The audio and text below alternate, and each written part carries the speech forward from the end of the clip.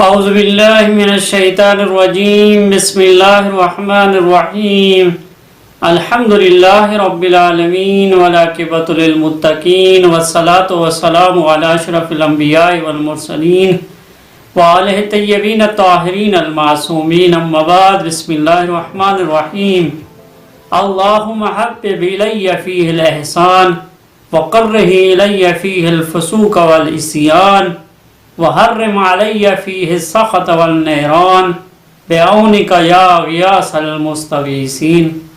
معزز ناظرین، ماہ مبارک رمضان کی ہر روز کی دعا اور اس کی مختصر شرح ہم آپ کی خدمت میں عرض کر رہے تھے۔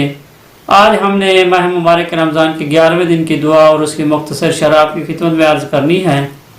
ہم اللہ سے اس دعا میں مانگ رہے ہیں، اے اللہ اس دن میری نگاہ میں نیکیوں کو محبوب قرار دے اور نافرمانی و معصیت کو ناپسند قرار دے، اور آج کے دن مجھ پر اپنے غضب اور جہنم کو حرام قرار دے، اے بے پناہ لوگوں کی پناہ گاہ۔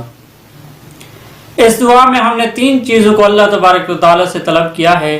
ایک، نیکی کی محبوبیت، 2، نافرمانی و معصیت کی ناپسندی، تیسری، غضب الہی و جہنم سے دوری کو طلب کیا گیا ہے۔ نیکی اور اس کے اوصاف کے بارے میں قرآن میں بھی اور روایات میں بھی ذکر ہوا ہے۔ قرآن میں نیکوکاروں کے جو اوصاف ہیں، سب سے پہلے یہ ہے کہ وہ اوامر الہی میں نیکی کرتے ہیں۔ قرآن میں ذکر ہوا ہے کہ جو نیکوکار لوگ ہیں وہ اوامر الہی میں نیکی کرتے ہیں۔ دوسری چیز، اللہ کی بتائی ہوئی روش کے مطابق نیکی کرنا، اور تیسری چیز جو قرآن میں ذکر ہوا ہے وہ قوم والوں اور رشتہ داروں اور دوسروں کے ساتھ نیکی کرنا ہے۔ نیکی کے بہت زیادہ فوائد اور نتائج ہیں۔ سب سے پہلے یہ ہے کہ اگر آپ کسی کے ساتھ نیکی کریں گے تو توفیقات پروردگار کا حاصل ہو جانا ہے، کہ آپ کو خداوند متعال کی توفیقات حاصل ہو جائے گی۔ اور قرآن میں متعدد جگہ پر بھی ذکر کیا گیا ہے کہ جن لوگ نے ہماری راہ میں جہاد کیا ہم انہیں اپنے راستوں کی ہدایت کر دیں گے، اور بے شک اللہ نیکوکاروں کے ساتھ ہے۔ اب یہ نیکیوں سے دور ہونے کا سبب کون سا ہے؟ ایک تو یہ ہے کہ ہم نے اگر کہا کہ اگر نیکی کریں گے تو اوامر الہی مل جائے گا، یہاں پر یہ ہے کہ اگر نیکی سے دور ہونے کا سبب یہ ہے کہ اوامر الہی کی نافرمانی ہو جائے گی۔ دوسری چیز کیا ہے؟ متشبہ غذاؤں کا استعمال ہے، اور تیسری چیز کیا ہے؟ اللہ کی نعمتوں کی فراموشی۔ یہ 3 چیزیں جو ہیں، اگر آپ نیکی کے جو نقصانات ہیں، اگر آپ نیکی نہیں کریں گے تو یہ چیزیں آپ کو نقصان میں پڑیں گی۔ دوسرا مطلب فسق و معصیت کے بارے میں ہے۔ فسق و معصیت کے بارے میں بھی قرآن میں بھی ذکر ہوا ہے اور روایات میں بھی ذکر ہوا ہے۔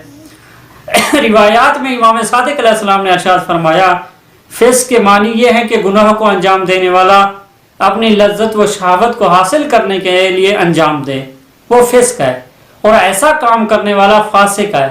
لہذا اس عمل کے نتیجے میں انسان ایمان کے دائرے سے نکل جاتا ہے، اور اگر ایسا کرنے والا اس گناہ کو بے اہمیت سمجھتے ہوئے اس کی عادت کر لے تو ایسا شخص کافر کے زمرے میں داخل ہو جاتا ہے۔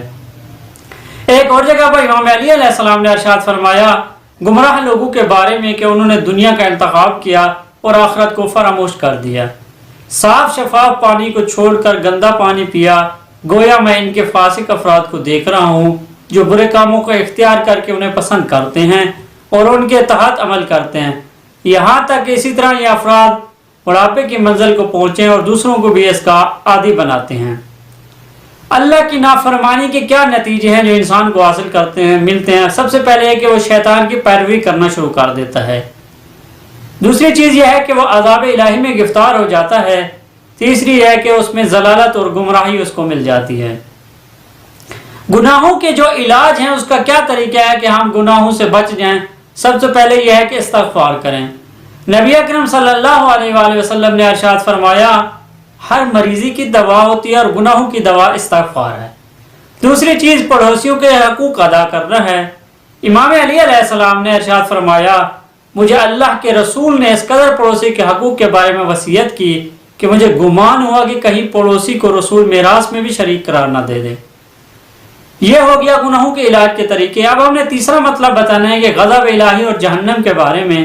غضب روایات کی روشنی میں بھی ذکر کیا گیا ہے۔ امام علی علیہ السلام نے ارشاد فرمایا، غضب ہر برائی کی چابی ہے۔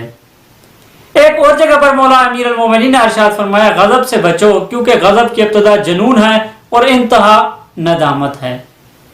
اور ایک اور جگہ پر میرا مولا نے عمل صدوق میں ارشاد فرمایا ہے کہ غصہ کرنے سے بچو اور اس کے مقابلے کے وسائل حلم و بردباری کو مہیا کرو۔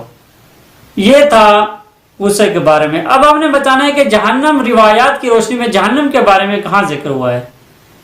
قرآن میں بھی جہنم کے بارے میں ذکر ہوا ہے اور روایات میں بھی ہوا ہے۔ مولا امام علی علیہ السلام نے ارشاد فرمایا، یاد رکھو یہ نازک کھال جہنم پر تاب نہیں لا سکتی، لہذا آپ اپنے آپ پر رحم کرو، جبکہ تم لوگوں نے دنیاوی مشکلات و مصائب میں آگ کو آزمایا ہے۔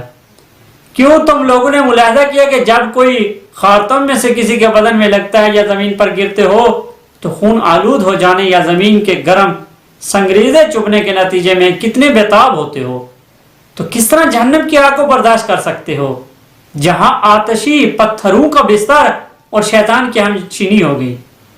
ایک اور جگہ پر نبی اکرم صلی اللہ علیہ وآلہ وسلم نے ارشاد فرمایا، جہنم میں ایک ایسا دروازہ ہے جس سے صرف وہ لوگ داخل ہوں گے جو اپنے غصے کو اللہ کی نافرمانی کے ذریعے شفا بخشتے ہیں۔ ایک اور روایات میں نبی اکرم صلی اللہ علیہ وآلہ وسلم نے جہنم کے بارے میں ارشاد فرمایا، لوگوں کی اکثریت جہنم میں دو چیزوں کے سبب جائے گی، ایک شکم کی وجہ سے، دوسرا شرمگاہ کی وجہ سے۔